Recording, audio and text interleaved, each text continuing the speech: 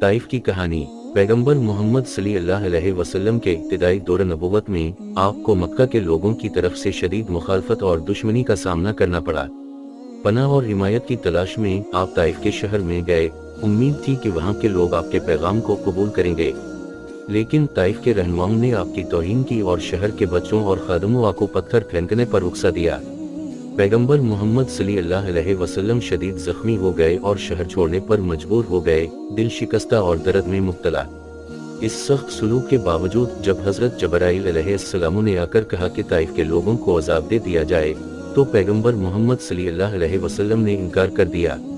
इसके बजाय आपने इनकी रहनुमाई के लिए दुआ की और उम्मीद जाहिर की कि इनकी नस्लें एक दिन इस्लाम को कबूल करेंगी।